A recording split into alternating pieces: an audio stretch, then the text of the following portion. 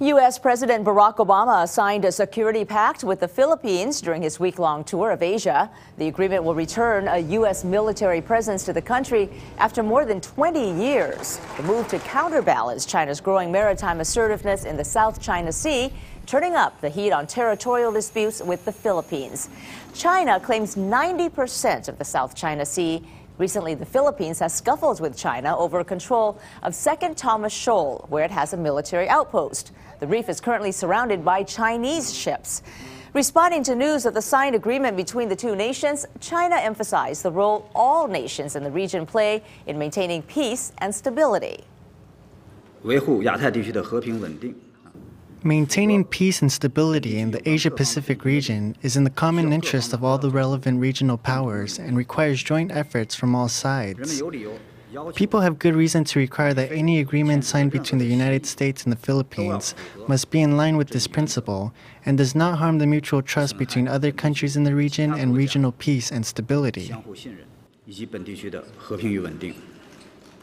The Philippines is counting on U.S. support to defend itself from China.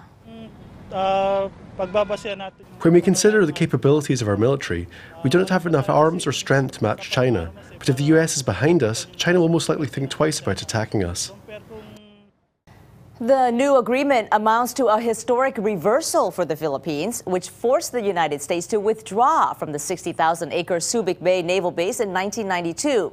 That break terminated an American military presence dating to when the United States wrested the Philippines from Spain in 1898. While most Filipinos support the move, a number of Filipinos also questioned the U.S. government's motive. Our contributor from the Philippines, Noel Tarrazona, tells us more. The Philippine Constitution prohibits foreign military bases in the Philippines. Bases are still seen as a symbol of U.S. colonization in the early part of the 20th century, and any foreign military presence raises nationalist concerns. But public opinion has shifted. Most Filipinos are much more worried about China. They see China's aggressive claims in the South China Sea, called the West Philippine Sea here, as a bigger problem. But not all are convinced the U.S. is extending badly needed help to their country. This tweet said, "President Obama, your visit will create more problems for the Philippines. Are you sure you want a peaceful resolution to the West Philippine dispute? Or you have other intentions we do not know?" Another skeptic tweeted, "Obama's visit to the Philippines was a work of his spin doctors.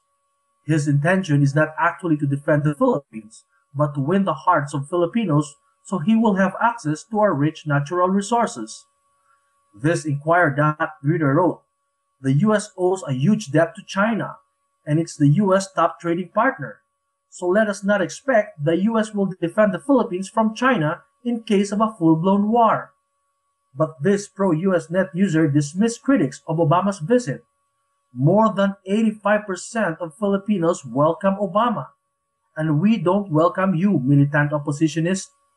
Pack up your bags and disappear. Another pro-U.S. net user wrote, "The only people who are not welcome in this country are communists and their sympathizers.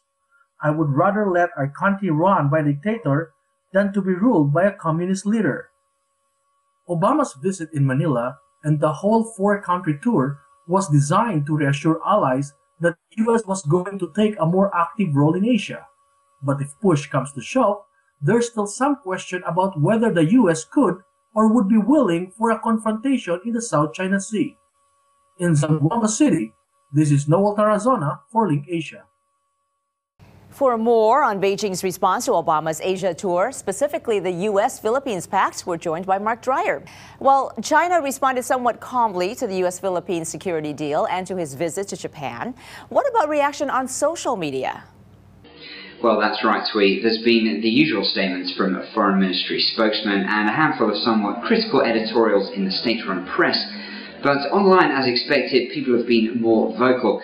The official statement that the US-Japan Security Treaty covers the islands known in Japan as the Senkakus and the Diaoyu Islands in China has riled many here who accuse Washington of provoking a war.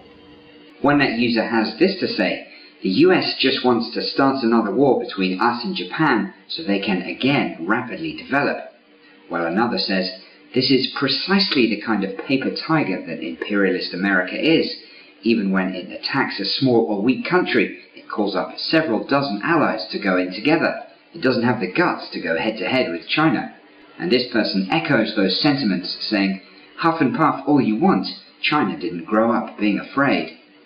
Others have been a little more thoughtful with their responses. This lengthy post addresses America's pivot to Asia and says, "The US-Japan alliance is a product of the Cold War era, a balancing relationship of the previous era.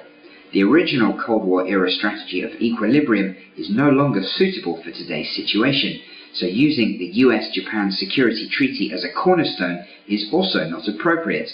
Japan is making trouble, and the US is also very frustrated about it. A lion that has awoken must roar and no longer pretends to be asleep."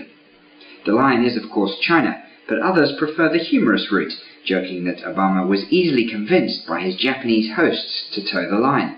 A meal of sushi was all that was needed, before adding in English, "too cheap." Obama's Japan leg of the visit drew the most attention, but the Philippines is another country with whom China has a current territorial dispute. Obama was asked if the US would side with Manila in the event of any China-Philippines confrontation, and he replied that he welcomes China's rise and is only concerned with safeguarding international laws. That drew several responses, including this one. "The US is scared that China is becoming stronger and will take over the #1 spot, so is creating problems for China everywhere and besieging China. We should stay alert and watch out for US lies."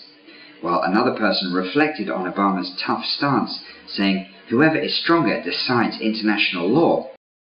And this person wrote, also in reference to the US, to quote Putin, "You actually remembered there are international laws?" adding an expletive for good measure. Overall, the reaction to Obama's Asia trip was fairly muted, though some commentators said China was a little miffed he didn't visit Beijing as well. Mark, Obama is not the only foreigner to have felt the wrath of the Chinese people for visiting Japan in recent weeks, is he? That's right, the other was a pop star, Justin Bieber. He drew an enormous amount of criticism for visiting the controversial Yasukuni shrine that honors Japan's war dead, even though many of them fought against the Chinese, and of those memorialized, 14 were convicted as war criminals. Many comments, of course, not suitable for broadcast, but I can share one with you here, and it says, "Do not stare at a scolded child, go and beat him." As you can see, compared with Bieber, President Obama got off pretty lightly. All right, thanks, Mark, for your report on social media. Our contributor in Beijing, Mark Dreyer.